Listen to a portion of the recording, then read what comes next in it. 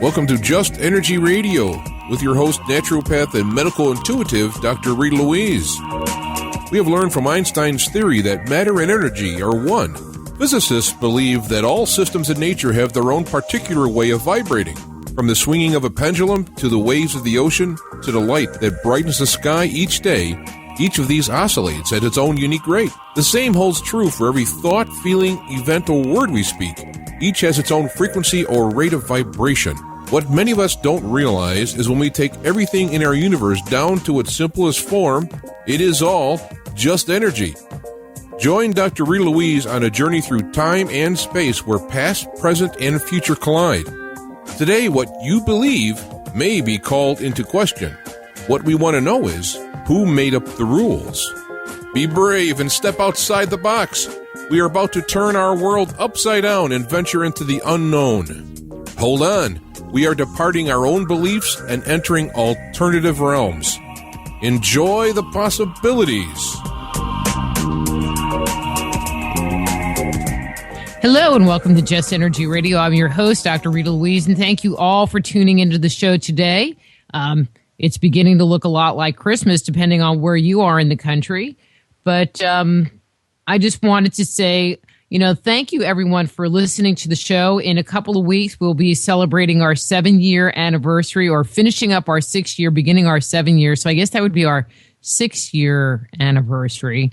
I don't know. It's one of those dyslexic things. But anyway, we're starting our 7th year in a couple of weeks. And I'm just so excited about that because we've just had, hundreds of great guests on the show and a lot of excellent episodes with new and exciting information being revealed to all of the listeners. But don't forget, Just Energy Radio is brought to you by soulhealer.com, which offers all of the products and services that I can provide, including medical intuition evaluations, energy medicine healings, and psychic readings. So if you haven't purchased a gift for that special someone and you need something in a hurry, check out my site, give me a call. You can set them up to get a consultation over the phone. You don't have to be in the Dallas area. Or you can get them a copy of any of my books, Man-Made, The Chronicles of Our Extraterrestrial Gods, Dark Angels, and Insider's Guide to Ghost Spirits and Attached Entities, or Avoiding the Cosmic 2x4.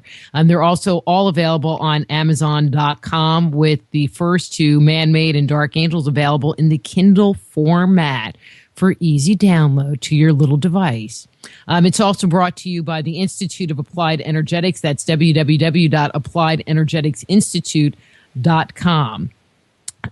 It's just been, all right, I don't want to say it's just been really busy here. I've been really busy lately. I've produced a couple of new videos that I posted on the Just Energy Radio YouTube channel, one about Rama's Bridge and one that's entitled Copyright Infringement. Who are the authors of ancient myth?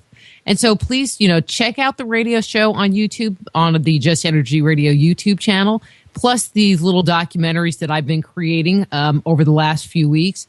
And also, after the first of the year, I will be releasing my new full-length documentary called Icon. I-K-O-N, a little play on words. Let's see, what else? Also, one other big announcement that I've been talking about the last few weeks, March 22nd through 30th, Ancient Mysteries International in Angkor Wat. It's a conference that's happening. It's an all-inclusive package. It's going to be awesome. So get some more information. Sign up, ancientmysteriesinternational.com for more information. So the show today is going to be interesting. In the first hour, we're going to be speaking with Aaron Judkins about the return of the Nephilim. And in the second hour, we're going to be speaking with Don Oscar Miro Quesada about ancestral healing traditions of Peru. So let me tell you a little bit about Aaron and get him on the air. And we're just going to get right into this. Aaron Judkins is a researcher, explorer, and professional archaeologist from Dallas, Texas. He has a passion for searching out the truth and mysteries of the past. He has studied the human fossil footprint phenomena for 15 years. He is credited with mapping the longest contiguous dinosaur trailway in the Western Hemisphere near Glen Rose, Texas, and discovered a new dinosaur trail named the Judkins Trail. Woohoo! He's going to be famous forever. He has participated in numerous excavations throughout the U.S., and Israel is the host of his own show called Man versus Archaeology. So please welcome to Just Energy Radio, the author of Alien Agenda, The Return of the Nephilim, Aaron Judkins. Hey, Aaron, how are you? Great, Rita. How are you? There you Thanks are. for I'm having like, me on. oh no, you were abducted already. I'm great. Thanks for coming on the show. Are we getting? Yes. Okay. Are you experiencing some delay? Because I know that I'm talking and you're not responding. So is this a connection issue? Oh, yeah. Yes, it seems like there. Yeah, it seems like there is a little delay on hearing you. So I'll talk slower then, Aaron. Okay, so they're going to try to reconnect with Aaron. But one of the things that I forgot that he did was has been to Glen Rose. And I have some questions because in Glen Rose is the area where they claim that dinosaurs and man walk together. And there's the Creationist Museum there, which I won't say anything bad because Aaron might be listening and I just don't know where he goes on that. But it was pretty fun for me. Anyway, let's see. What else? Oh, are you back, Aaron? Rita, I'm back. Can you hear me now? I can hear you now. Woo-hoo. Yes, I'm back. Hey, so, I wasn't going to talk about this. Okay, maybe. Or maybe not. Man, the aliens really got him today. Okay, so one of the things, now that I'm still here. You're there? Well, how can I talk about you if you're right there? Okay. So go ahead. So I wasn't planning on talking about this, but I forgot that you were involved with the Glen Rose. Will you talk a little bit about the park, where they have the dinosaur tracks, and then there are supposedly, which I haven't seen them personally, human footprints that actually are in that stone matrix at the park in Glen Rose? Yes, we do have. We do have those in Glen Rose, and that was something that was very new to me, and I had not really heard about that before, and so I first learned about it in the late 1990s, and thought it was pretty intriguing and wanted to investigate some more about it. So I started doing some research that led me down about a 15-year path of searching for the truth about the human fossil footprint phenomenon. So two things about that location. One, the dinosaurs that they have out in front, the giant dinosaur statue things. So I went there and we were pulling into the parking lot and I start getting intimidated by the statues. And I'm like, oh my God, they look like the same statues that they had in the 19 blank blank World's Fair, because I'm not going to say what year. And and lo and behold, that's what they were from. Right.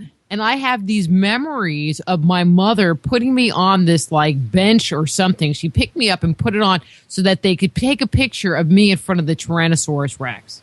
And it scared the crap out of me. And, I have scars still, I swear, of that Tyrannosaurus. It's true. Yeah, they're still out there, by the way. I believe it. Yeah, so, they got a big T-Rex and a big sauropod out there. It's quite interesting. But back in the late '60s, early '70s, they did a film. It was a 16 millimeter film by Stan Taylor called "Footprints in Stone," and that kind of documented what was going on with the fossil footprint phenomenon down on the Paluxy River. Now when I first visited the museum there, I saw this large track hanging on the wall, and I looked at the guy and I said, that's not a human track. And he said, well, we think it is. I said, well, that's too big. It's too big to be a track. It was 15 inches long. And so he said, well, there's, people that have footprints this big. I mean, Shaquille O'Neal's got a foot, I think about 15 inches long. So, anyway, we started looking into this and wanted to understand what this phenomenon was and if it was, found anywhere else. And this, when I realized that this is, an area that no one really knew, much about other parts of the world. And so wanted to just go ahead and, investigate that and figure out, is this authentic? Is it real? And what does it mean? And when I realized the implications of it, it kind of blew me away, because then I understood, hey, this is not supposed to be here. Well, especially when you look at those footprints, I mean, they're cast in stone, and stone doesn't harden in 6,000 years or 11,000 years, or when you know what I mean? So there's like this big, I mean, especially with the ones in Glen Rose. I'm going to talk about a different one here in a second. So if there are human footprints and dinosaur tracks together, humans weren't here, technically speaking, when there were dinosaurs. Well, that's the big question, isn't it? If there's human fossil footprints in Cretaceous rock that's supposedly 110, 120 million years old. Now, that goes back to the time of the Cretaceous dinosaurs. Then how is that possible? Because even evolution won't push man back that far. And so, you either have two possibilities. One is that you do have to push evolution back that far, or everything has to be brought up in a time frame much more recent. And I began to question that myself, and thought, well, if there's any truth in this, they've got to be found in the layer still in the limestone in the river and along the river. And attending an original excavation would help determine that, because after all, they should not, there shouldn't be any there, number one, and number two, if there are any there, then it needs to be these limestone layers that are 12 or 14 inches thick of limestone.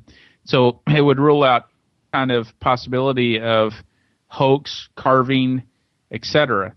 That would have to, it would prove authenticity, and that's where I decided to go ahead and begin this investigation in the original excavations. So at the Creationist Museum, which I'm sure you've been in, there's there's Carl Baugh, and there's this one giant picture of him kind of in this ditch with a footprint, and they have a cast of the footprint, and I guess they have identified or labeled it as the Zapata footprint.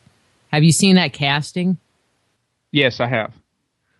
So, I've seen that original footprint in situ, and the casting is accurate. And the rock is hard as hell. So it's kind of cool because, I'll tell people about that footprint. I think that was done in the 80s. Well, see, I know the whole backstory on that, but the rock is still in place, and Carl Baugh tried to steal it off the people's property and got caught and kicked off the property. So that's why it didn't ever get taken, which is how I got to see it in the mid-90s. So, but it's really cool because, I was taken there, to go see it. And I was like, yeah, what? And so they poured some water on the rock. And I mean, it is a footprint. I mean, there is no getting around that it's a footprint in that rock, and it's just mind boggling, wow, because there are toes, there's an arch to the foot, and it looks like somebody had gone in the pool and they had wet feet and they were walking around and leaving their feet print, except it was in the rock. It was really cool. Rita, do you have pictures of that? I'd like to see. I was not allowed to take pictures. Yeah, thanks. I was sworn to secrecy, and even just talking about it on air, I probably will have people coming after me. But I was sworn to secrecy.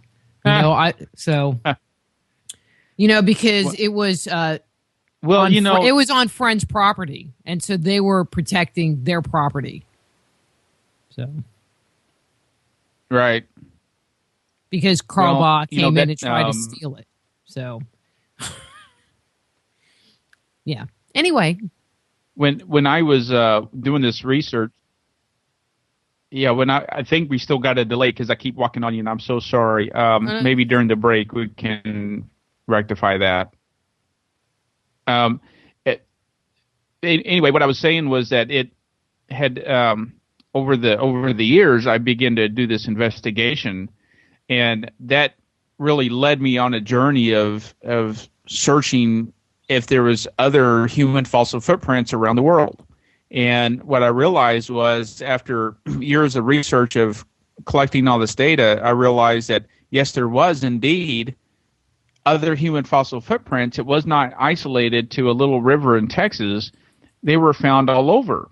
And so, but no one knew about them. No one knew about the footprints in Australia or the footprints in France, Canada, Italy, around the world. And I thought, well, we need to put this into, some kind of a volume where we can get this information out. And that turned out to be a book called Evolution and Human Fossil Footprints, and where I catalog, at least at that time, all the known footprints in the world, fossil footprints. And we talk about those things. Just incidentally, it turns out that in Mexico, I think it was 1961 in northeast Mexico, some highway construction workers had uncovered a sedimentary rock layer that contained human fossil footprints. And so scientists went in and they began to look at these things, and we have photographs of that. Now, the particular site in 1961 was lost over time, but scientists here recently from the UK just went back over there in the known vicinity and found additional human fossil footprints. And here's what they found. They found another trackway of 11 prints, and it was in Cretaceous rock, sedimentary Cretaceous rock. And so how far back would that here's date? The neat part about it is, well, they dated it.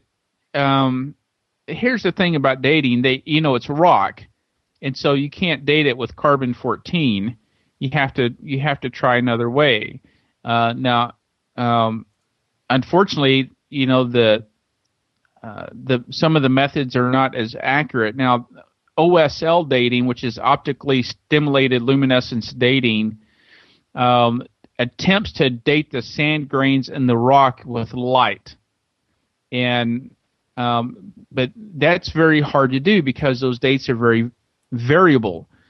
When they went to date this rock, they were using, I think it was uranium thorium dating, because uranium decays into the element thorium at a predictable rate. And so scientists were able to measure those ratios, the ratio of those materials, to determine the age. And so what they found is that the site, the tracks that were discovered in 1961, dated to only about 10,550 years old. The other 11 prints that they found in the quarry dated back 7,250 years old. So it's but just it's 7,000? pretty neat because they're 7,250 years old. But that's not really that old. The ones from 1961, according to the Journal of Archaeology, and I'll see if I can find the journal that published this. According to them, it is the oldest known human footprint site in North America.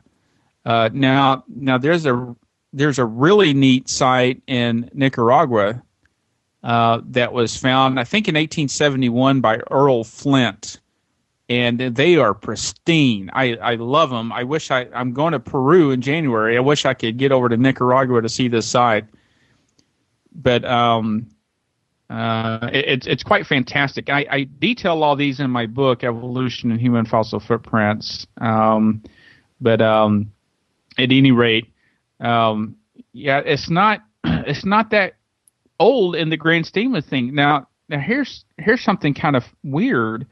Was when they first started trying to date these, back, I think it was back in 2004, they were using that OSL dating with the light, and what their initial dating was, I think, was 40,000 years, and people balked at that and said, "Wait a minute, 40,000 years? That's too old.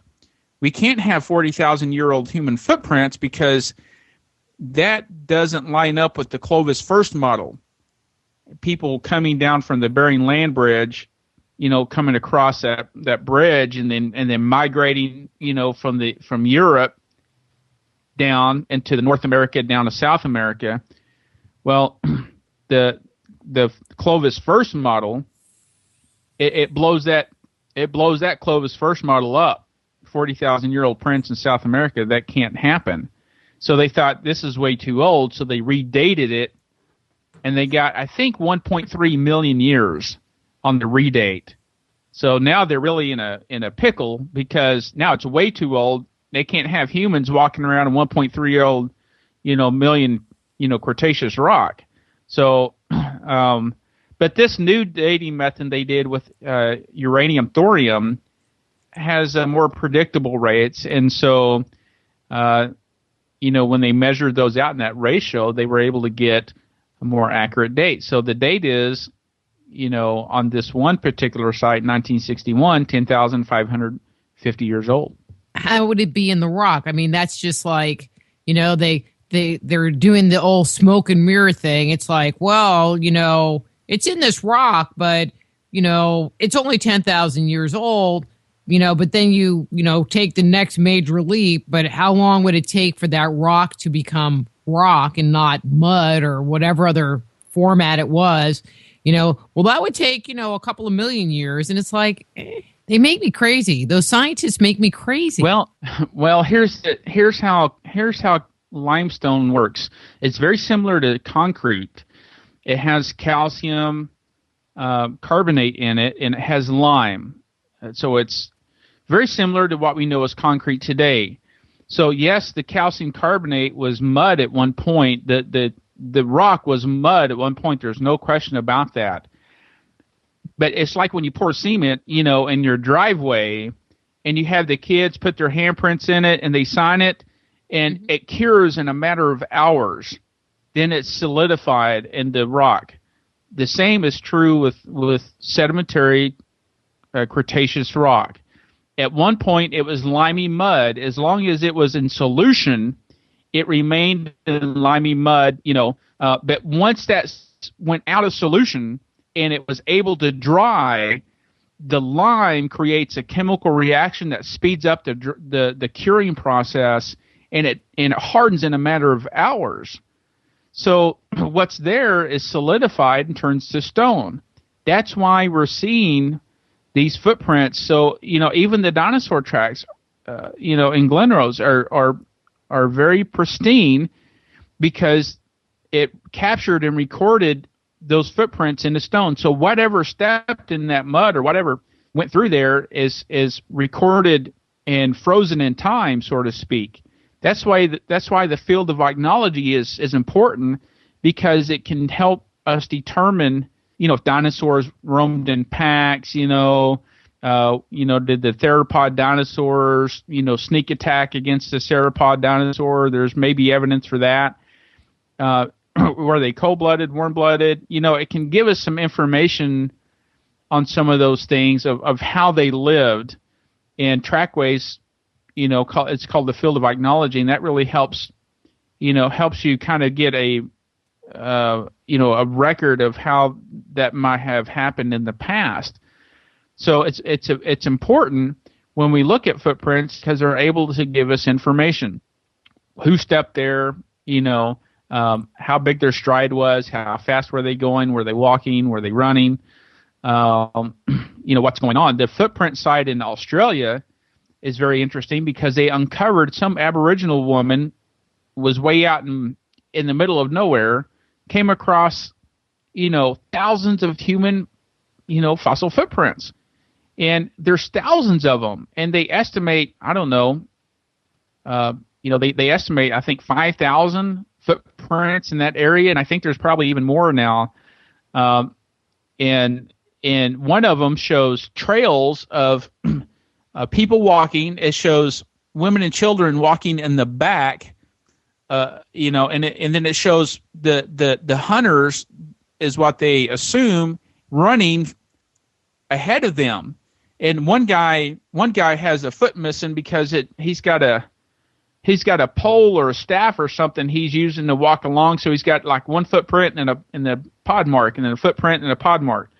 So, trackways can give us a lot of information, and so that kind of gives you an explanation about why they're given it that date.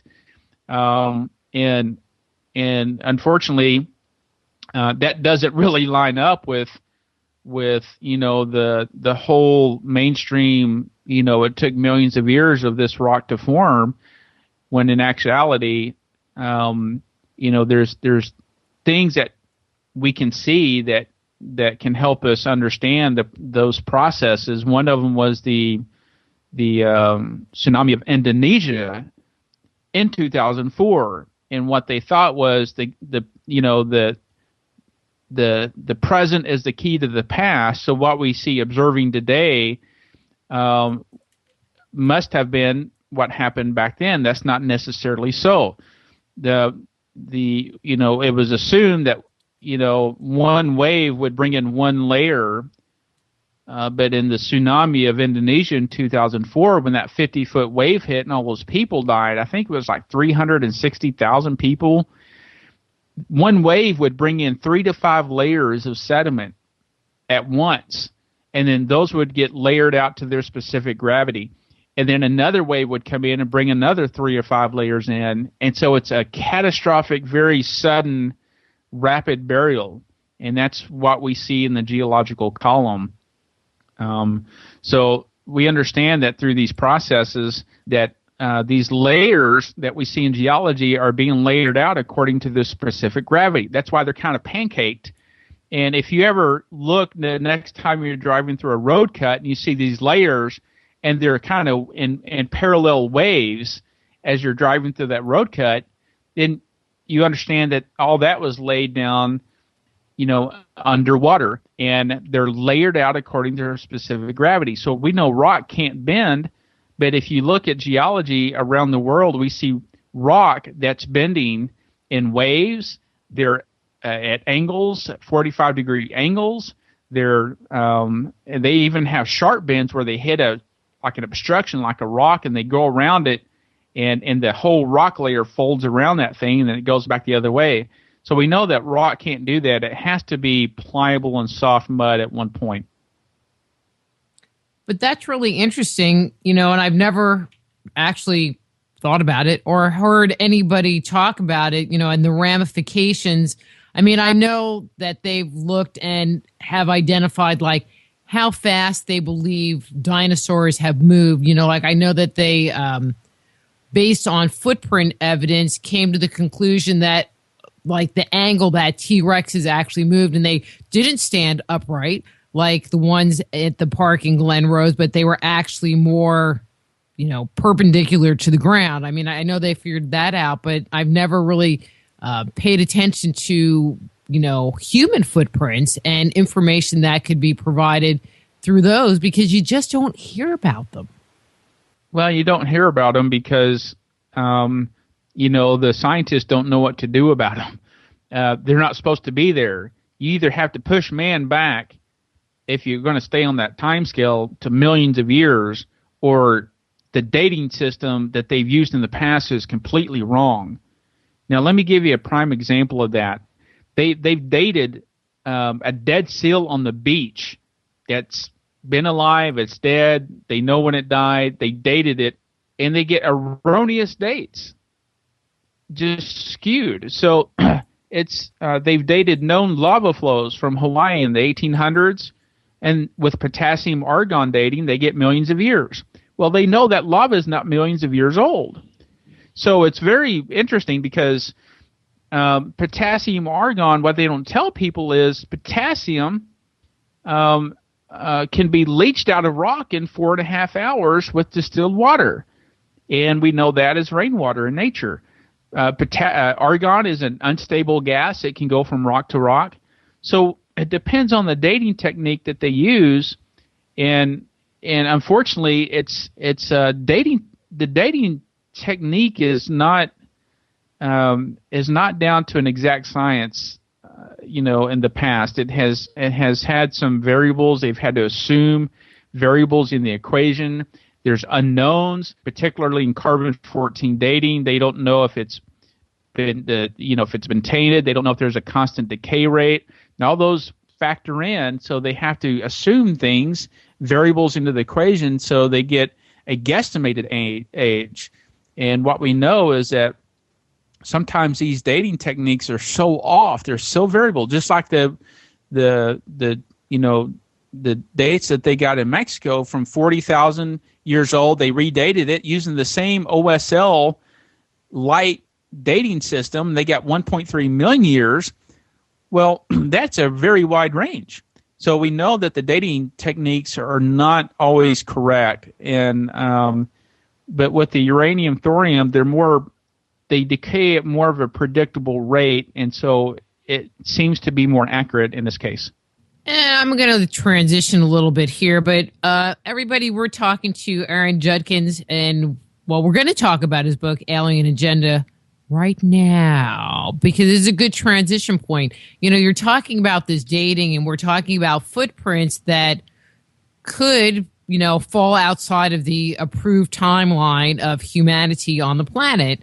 But in your Alien Agenda book, you utilize the Bible as a number of references. And doesn't that throw you into a bit of a conundrum? Because, scholars date the beginning of everything at about 6,000 years ago. And even if we kind of get rid of that and push Adam and Eve back in time, when would you say that whole chronology started? And then maybe why? Well, it depends on what clock you're going to use. When you're talking about life origins, cool none of us clock. were there. We can't. We can't. Right.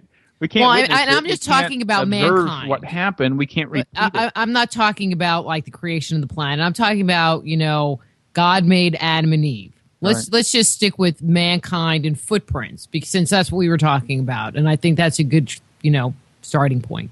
You want to look at Adam and Eve. If you're going to use the biblical chronology, the biblical chronology puts Adam and Eve. If you run all those genealogies in the Old Testament, and they're there for a reason, for several reasons, but one of them is to give us a rough time frame of how much time has passed. And when you run all that back from the known time of Jesus, from Jesus to Abraham, from Abraham to Moses, Moses to Adam, you get a very close time frame. Now, Sir Bishop Usher was very close to that date of, I think, 4004 BC. I don't think it's exact. I don't think we can know for sure, but it gives us a time frame about some of those events. Now, the time frame is very important because that, according to the chronology of the Scripture, that puts everything. If you're going to use that as your reference, that puts everything in thousands of years. Now, if you use an evolutionary time frame, that's going to put everything in millions of years, because they measure the universe in billions of years old. They measure the geological column in hundreds of millions, and then they measure man in millions, roughly 1.5 million years ago forward. So it depends on what clock you're going to use and what chronology you're going to use. But certainly it's, everyone has, their own preconceptions, presuppositions about our past origins, and it depends on what clock you're going to use. And that makes a big difference when you're talking about the beginning. Okay, and I don't mean to be all personal, but I mean, where does it leave you? Because I get the impression that, you have a belief in the Bible, but then you end up with this very conflicting information. I'm just curious where you end up standing, I guess. And I don't mean to be personal, but I don't know. I am. Oh, well, we state that very clearly in the book. This is a book, Alien Agenda: The Return of the Nephilim, was written to give another perspective on this subject, but from a biblical point of view. Now, not a lot of people are giving a biblical point of view on this subject, and so there's very few of us that are. This is, I think, provides extra information that people may not be aware about. They're willing to read everything there is under the sun about this subject. Hinduism, what anybody else has ever written about it. People who are really into it really want to understand this thing, and we wanted to give a different perspective, because a lot of these things is about perspective. You can be looking at the same thing, but if your perspective is a little different than someone else's, it can either help clarify the evidence or it can muddy the waters for you. And so we wanted to bring a different perspective that we think would help clarify some of these issues, because after all, the main thought is that we came from ancient aliens, and that life was seeded here, called panspermia theory, and that we were seeded by ancient aliens. Now, I have to say, some 20 years ago, no reputable scientist would have ever claimed that we came from ancient aliens or extraterrestrials. But there's been a paradigm shift in the last decade or so that says, you know what? Well, maybe that's possible now. Well, the big proponent of that is Richard Dawkins. And when Ben Stein's film came out, Expelled, No Intelligence Allowed, that really shook the boat on the whole issue, because it showed exactly how far people are willing to go to defend what they believe. So when they asked Richard Dawkins, well, how did all this get here? He said, well, maybe, paraphrasing it, but he said basically admitted that maybe ancient aliens did it, or some kind of, ETs did it, that panspermia may be possible. Well, then you have to ask, well, where did they come from? And then where did they come from? And then what's the origin of matter? And so you get into the four great questions of life. Who am I? Where did I come from? What is my purpose here? And where am I going? And unfortunately, science really can't answer those. But if you answer that from an ancient alien perspective, you're going to get different answers. If you answer it from a biblical perspective, you're going to get a different set of answers. But we wanted to be able to show people that there is a different perspective on this phenomenon, and how we think it ties into the UFO phenomenon, how this all ties into the ancient alien phenomenon and this evolution that's occurring, what I call the evolution connection, and that this will be a tie into the end times in the last days with this evolutionary connection that's going on. We talk about it in the book. And so we've been very clear about the book. I debuted the book in Roswell, New Mexico at the UFO convention, amidst, a very new age and secular crowd. And the book outsold all the other authors there. So it's fresh information that people are excited about, because it gives another perspective on what this is and how it plays into the end times. And we believe that we give not only just another perspective, but we also give answers that are not only based in theology and eschatology, but are based in logic and reason. And it certainly fits the evidence of what we see going on today. Well, I mean, one of the things, in my book, Man-Made, The Chronicles of Our Extraterrestrial Gods, we decided to put the Bible to the side because we didn't want to write a book proving or disproving the Bible. I mean, that was not what our goal was. But what we ended up finding was that there were so many parallels and so many myths and so many story narratives or experiences that people had in other cultures that you could find parallel stories in the Bible. And it was, people will sit there and say, well, the Bible is the Bible, and then there's all of this other stuff, or the other way around. But we found this very unified set of data, basically, with a lot of whiteout. I will say with a lot of whiteout, but, a unified set of data between other cultures and the biblical texts. Anyway.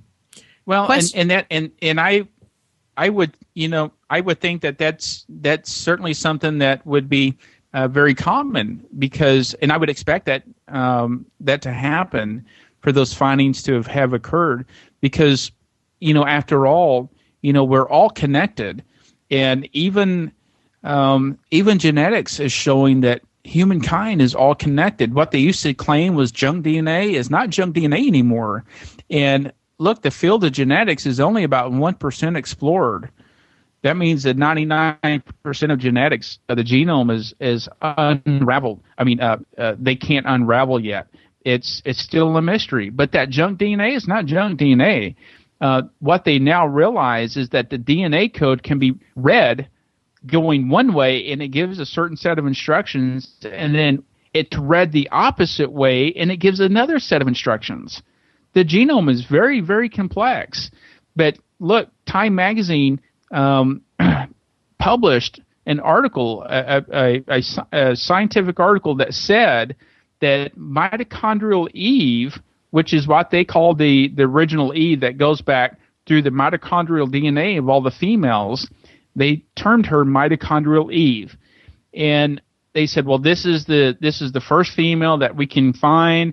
But there was something interesting in their research. They found a genetic bottlenecking in the mitochondrial DNA. So your mitochondrial DNA gets passed down to you from your mother, and then from your mother, from your grandmother, and et cetera, all the way back, and they can trace that. And what they discovered was that some 4,500 years ago, there was a genetic bottlenecking in the mitochondrial DNA, which means that we nearly became extinct. Now, what's the reason for that? Well, it's speculative. They said, well, maybe the big meteorite happened, it hit the Earth, maybe Krakatoa, some kind of a big ecological change of the Earth. But look, that's a proven empirical science that they said, okay, this is it. Guess what age they put on mitochondrial Eve? And I thought this was very interesting. 100,000 years ago. And this is their research. No, and you would expect that. I expected something very similar to that.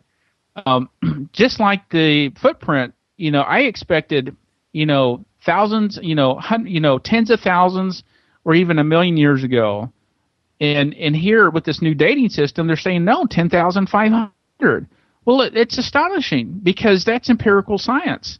You're looking at that and saying, okay, well, they're refining this research. Well, the age they put on mitochondrial Eve is 6,000 years old. Now, that's not me saying that. That's their research. That's the result of their research. And it blew me away because after all, it's, 6,000 years, what's all that about? So when you stand back and look at the bigger picture of what all this is telling us, it may be telling us, you know what, maybe things are much more recent than we thought. Well, can I just interject 1 second? I think we need. Oh, sure. Yeah. I find that dating, I would love to see the article because I've never heard that. I've always heard the, 100,000, 200,000 tied to the whole out of Africa theory. But I like getting data, and if it's new data, I want to see it.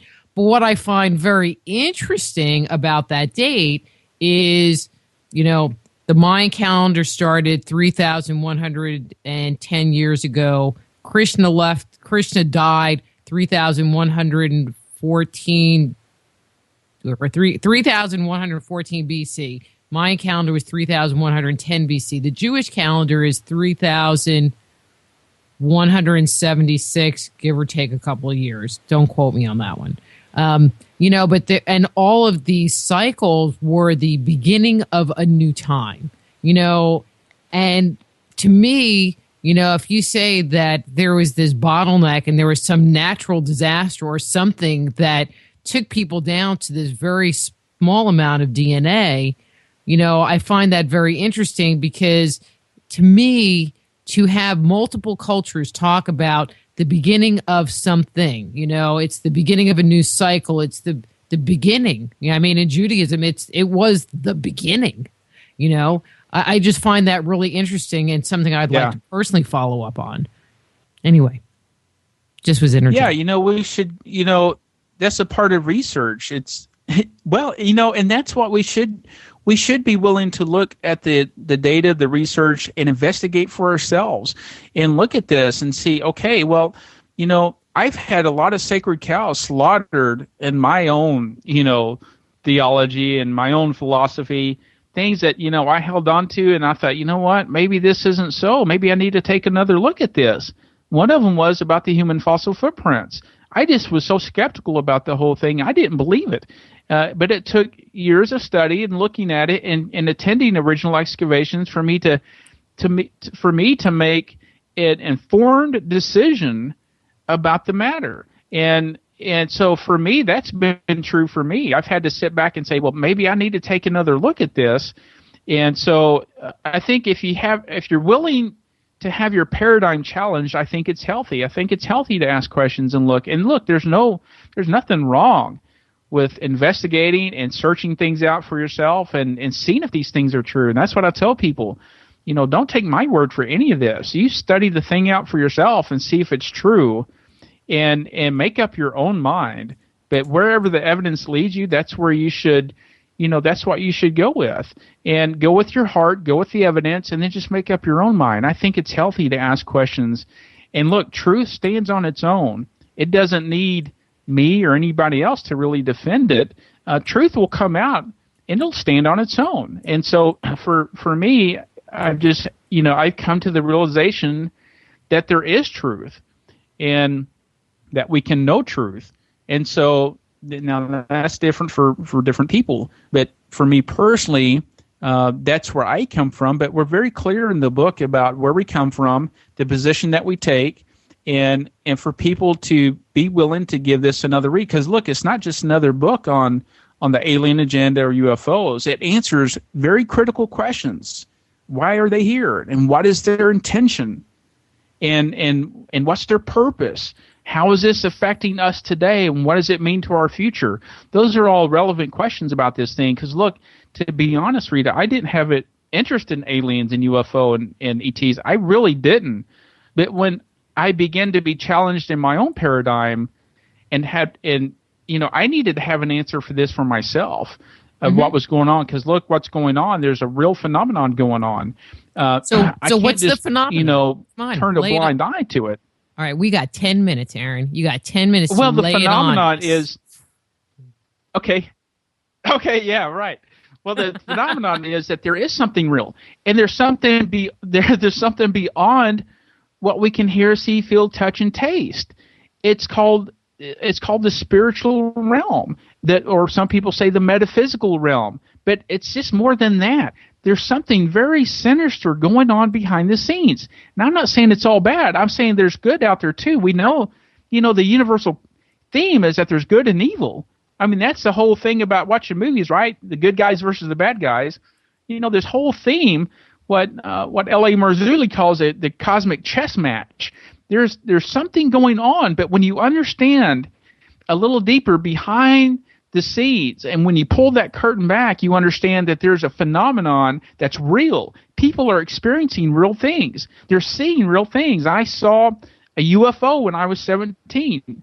I could never explain it. I was with 3 of my friends, and I write about it in the book. And look, all 4 of us were silent, and we just didn't know what to think about the thing. And for years, it left a big question mark in the back of my mind until 2008, when that Stephenville sighting happened, and people from the town saw this thing. The mayor and the postman and the sheriff's department deputies. These are people that, hey, everyone saw this. And so what is this thing? It's like the big Phoenix lights. I've talked to people who lived in Phoenix during that time. They saw it. They said that wasn't flares. They know. One of them was a pilot friend of mine. He said, I know what flares are. Those weren't flares. So there's something that people are really experiencing, really seeing. We focus on this 3 to 5% of abductions that people are having by force. They're taken against their will. Look, we get into this, but we give a different perspective and an explanation on what this is. We try to provide answers, yes, from a biblical point of view, because I believe the Bible, which is one of the, it's the oldest book in our culture, and the Dead Sea Scrolls, verified the Old Testament. So can we use that for, as a trustworthy source? And my answer for me personally is yes, we can. If we're willing to look at other historical texts, then we should be able to look and have an open mind about what the Bible has to say about these things. And the Bible does have something very definitely to say about it and what's coming down the pike. What Art Bell used to say, the quickening, it is the coming delusion. It's the end time. Some people would say that this whole race towards this one world order. Other people would say whatever you want to describe it as. Everybody knows something's happening. It's not like it used to be when I was little and growing up, and probably the same for you, as we can see changes going on. And, I think, these things are leading up to something greater, a greater event. And a lot of people are saying that, by the way. The Native American Indians. I work with the Navajos pretty closely in Arizona on the Navajo Nation. And I would get to work with some of the Hopis. And, the Native Americans are even saying, look, there's something coming. There's something coming. And we've got to be ready and prepared for it. And it's not just something physical. It's something spiritual as well. And that's beyond science. And that means that we have to be willing to have our paradigm changed and have, ourselves ready from the inside out. Yes, be prepared. And yes, do those things that you need to do. But look, this is something that's a little bit deeper on a spiritual matter too, and it has to do with our heart and our soul, and are we prepared? And then that gets into other things, but I think it's healthy to be able to do that and to look into these things and ask yourself these great questions of life, these 4 great questions of life. Who am I? Where did I come from? What is my purpose here? And where am I going? And if you can't answer those 4 great questions, I think you're in trouble. You've got to be able to search those truths out for yourself. And for me, it took me on this wonderful journey of writing this book. I co-authored with my colleague, Dr. Michael McDaniel, Alien Agenda, The Return of the Nephilim. And so we want to be able to, provide this as a just another source for people to look at and to consider. So with this spiritual thing that's going on, do you blame it on, you use the word angel, and angelic beings. I just call them basic old ETs that may or may not have bodies. Is it humanity doing it to ourselves, or is there some outside force that's kind of putting this game into play? It's both. It's both. We obviously we're our own worst enemy in a lot of this, right? We can't even agree on one thing. We can't agree on, how to run the country, for crying out loud. I mean, there's a lot of division, but it's both. We have internal fighting with each other, which I think it's healthy to debate and keep discussions on the table. But I think we need to respect, other cultures. We need to respect other opinions. And look, it's a very, tense, politically correct world out there. But look, we should have the freedom to be able to have our opinions and to have free speech. I think that's what made this country great. So yes, but we are our own worst enemy in that sense, because we create a lot of this havoc ourselves, and I think the other side of that is, yes, it's spiritual as well. There's an outside influence that's affecting a lot of this, and we see it in a lot of ancient texts, including the Bible, that talk about these things freely. That yes, we're three components. We're flesh and blood. We have a soul, which is our mind, will, and emotions, and then we have a spirit, which a lot of religious cultures say that spirit lives on after this physical form. And if you ever look at near-death experiences, a lot of people will tell you that. Medical doctors, people who are scientists and had a very logical, scientific, analytical mind, tells you in a lot of these accounts of near-death experiences and actually clinical death that, hey, something happened to them beyond their physical body. So I think it's verified pretty much, around, the cultures that, yes, there is something going on. There is there's a force for good, and there's a force for evil. And look, we clearly see that evil rampant. All you got to do is turn on the news, school shootings, etc., bombs, people flying planes and towers. That's evil. We can talk about that all day long. There's no question. I don't think anyone will ever debate that's evil. But when you talk about righteous, when you talk about the, what's the good thing out there, that's not so easily discussed, because what do we see? And you have to really understand that there is a force that is evil that is behind the scenes, and I think that's creating a lot of this. Is it scientific? No. Can we prove it? No. It's on a whole different matter. And but look, that's why the book Alien Agenda, we combine both the archaeology, and we talk about these things and the UFO phenomenon, and then we also combine it with the theological and eschatological point of view, which is the spiritual side, and what this all means. And so when you put those two combinations together, I think it makes for a very well-informed book. Perfect timing. And so if somebody wanted to purchase a copy of Alien Agenda, Return of the Nephilim, where can they go get it? They can go on Amazon. Just type in the title of the book. Go to my website, aaronjudkins.com. I also I'm on manversusarchaeology.wordpress.com is my blog. But if you go to aaronjudkins.com, that's the central hub. That'll get you to everything else. That'll get you to the book, the social media, everything else. And yeah, it's a great stocking stuffer, by the way. Yeah. Couple that up with Man-Made, The Chronicles of Our Extraterrestrial Gods. Ooh, double team it from Texas. Yeah. Aaron, I got to let you go because it's that time. Absolutely. You have a great evening and a happy holidays to Thanks you for and having yours. me on. Well, thanks for coming on, and we need to talk. Yes, Mary. Okay. Yes, all right. I really enjoyed. Thank you for having me on the program. Merry Christmas to you. All right. Thanks, Aaron. That's Aaron Judkins. His book is Alien Agenda, The Return of the Nephilim. His webpage is aaronjudkins.com. And we will be back with Don Oscar Miro Quesada after these words from our sponsors.